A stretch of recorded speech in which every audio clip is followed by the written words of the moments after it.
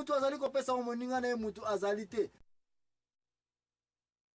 zonga la recherche no sala ke au départ oloba kete mutu tata mwasa ko yikolo mabe papa ko yikolo mabe et puis ba malchance ezui mutu oyo envoûtement ezui mutu oyo tikana epse est-ce que nano tanga na Bible te quelque part place Bible zali koloba ete comment est-ce que de vérité ezali présenté par ngai l'impresario Joachim Zambwana mudazali accompagné na sœur na biso mama Annie na banza na poko lelo zali kolobela sujet ya malédiction mutazali présenté et pas ngai mais ezali préparé et pas ya mama Annie. Mama Annie na yebite place to sukelaki soki okoki za na moya suka ya koloba concernant bato oyo bazokendaka pa banganga yango mpe bazango na puissance te sino ke na koyebisa yoki banganga msala baoka ya kokosa bato batrik na batactique yango bazali kosalela nganga moko aza na puissance ya kobikisa mutu azali te nganga moko mpe mutu azali na nguya ya kolongola mutu na malédiction ya prospérité azali te parce que nganga yango ye moko analyse kana ye okoya komona ye te soki makambo betali ya baklasse ya misala ba promotion ye kutu nganga oyo bakoti meme kozwa ye na musala te parce que aza kutu na classe wana te ozobanga meme komela mai na ndako na ye ndako banganga ezaka tu sale okoya komona ce sont les indigènes baza batu moko baza na société pena baza batu moko on peut même pas faire confiance na bango yo oza kozwa mwana na yo akende kuna po azwa bayele ye moko bana na ye batana classe te olinga ngasula yo asala makambo poko akopase na examen d'état nganga yango ye moko pese balance ya mai a mélanger mai na chimie apesa formule chimique ya mai ayebi kutu te nganga yango ayebi kutu ville te yo ministre ozali kolongwa na ville yo PDG oza kokende tina ba village ko trouver un féticheur po apesa yo promotion na musala po akangelo ba makambo ozali kokende ko trouver nganga po maso na poto ye moko kutu ayebi te que signifie visa que signifie passeport babiloko ya boye ezali kofuna ete mon peuple périt par manque de connaissances pas ja banganga ser na ngai kutu kona linga ko yoka yango te linga koloba idolâtrie buzoba wana te parce que ce sont des gens où s'il faut un juge aza ko juger makambo atindi batonga azomona clair te peut-être ça makambo kindo kiboke ne panganga amona apesa nga rapport juge ndengo na sokia ko yiko mona na ye juge na ye nganga bango ne sufo ko tsaba mpiku moko baza na même groupe il faut baza même punition s'il faut ko punir bango parce que enganga bamona kate vraiment totanga tapi Psaume 51 chapitre 8-14 fais donc pénétrer la sagesse au-dedans de moi, purifie-moi avec les sopes et je serai pire, et lave-moi et je serai plus blanc que la linge. Annonce-moi la joie et l'allégresse, et les os que tu as abusés se réjouiront. Détourne ton regard de mes péchés, efface toutes mes iniquités. Ô Dieu, crée à moi un cœur pur. Renouvelle à moi un esprit bien disposé. Tanga ta simple prière. Connaissance. Sagesse et yela yo comme ça. Olonga na buzoba wana. Buzoba ya kondima ete malédiction. Ezali provoqué na batu mususu, n'est-ce pas? Malédiction sert na ngai frère na ngata yango na mutuka ezana rien à voir na vie ya batu mususu bazali ko cause yango na vie na yo. Ezali yo moko comportement na yo. Mutu ezali ko sala ete nini? Eso yela yo. Ba makambo za ko yela yo. Encore une fois, si jamais malédiction oyo to kokila biso ko kende mosika te. Soki to ko comprendre très bien. Et loko moko ezali awa. Chaque fois mutu asali mabe na mokili oyo. Na opposition nango lifuti ezali nde lifuti yango yango muza ko benga malédiction. En tout cas na yeba kite siko po na ça na comme ça ko yeba ba tina ya malédiction envoûtement na ba malchance on siko na comprendre merci. Siko na poser yo question papa maman papa kulutu mama leki tata mwasi ba lobele mabe est-ce que mabe wana ko soyo oui ou non? E ko soyo te po so to ke na Nombre chapitre 23 verset 8 Bible lobinine. Comment maudirais-je celui que Dieu n'a point maudit? Donc, comment serais-je irrité quand Dieu n'a point irrité? Donc, on va dire ce qu'a maudit ne mutute. Comment maudirais-je celui que Dieu n'a point maudit?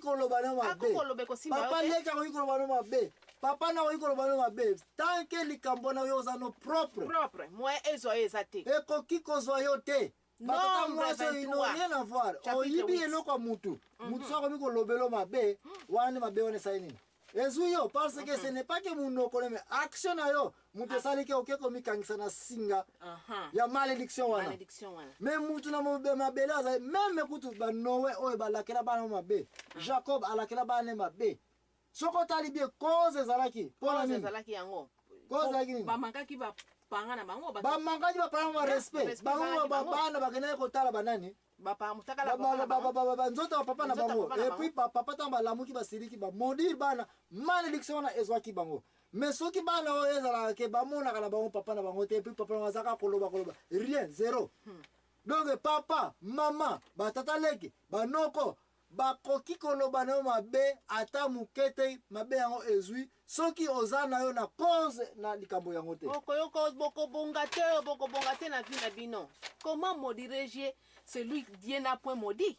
Donc nzambe amodi ye te yo ni nkomodi ye. Yo nzambe amodi te okomodi ye te. Ba parole ezalaki bakoko na biso basalaka mabe yango wana lisumu bakoko ezali kokita bapeshe oyo ya génération oyo nzambe asi akasa yango deja etikala lisusu te okoki okende kotanga yango na balivre ebele ti na genèse ti na apocalypse osilisi bible nyonso okende okuta place ezali ke nzambe apinisaka na ye lisusu de génération en génération te ekoma nzambe soko olingi okende otanga eza na bible quelque part na banza na exode place nzambe azali koloba ye te nzambe asi aleve punition ya mutu na mutu akofuta lisumu na ye moko na misala na azali kosala mais eza lisusu te mais yo oza wana frère ozosala na compagnie moyibi olingi kotika te ozwi appareil ya compagnie ya patron na yo oke koteka yango sans permission patron na yo mbongo wana bani kobenga ongindi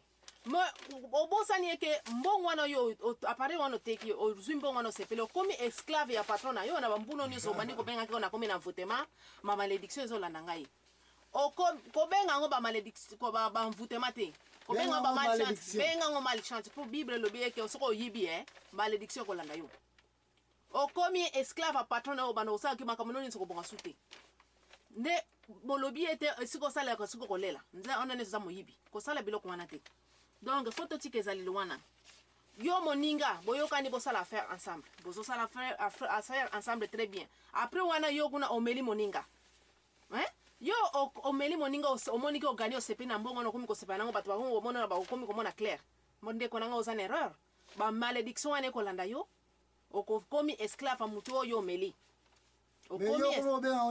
envoûtement aza malchance te basukolanga bakosukola yo te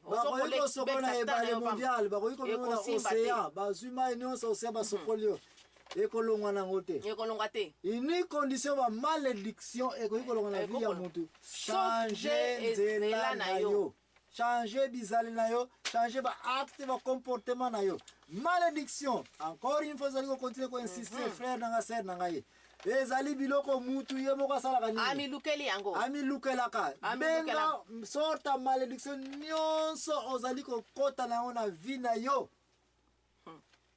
toya tovanda toke na bible toza na besoin pasteur te toza na besoin prophète te toza na besoin ya banganga te toza na besoin bamagicien te toza na besoin bato oyo oyebi na mayele nyonso bakoki kozala na mokili te toza na besoin ya bible kaka tokende kotala na bible place nini yango omankele liloba na nzambe place nini osali orgueil na botambola na yo tokoya komona ke malédiction wana ezali source nango ezali kouta yango wana mingi prospérité tozali kolobela ezali kolakisa mpenza clairement ke matu makambo na bango ezomarche te oteka ça ne marche pas oya na mosala balongoli yo tala na mosala wana koma comportement na yo ezali nini yango ozali kosala na mosala wana eske moyibi ezali te baretard na mosala ezali te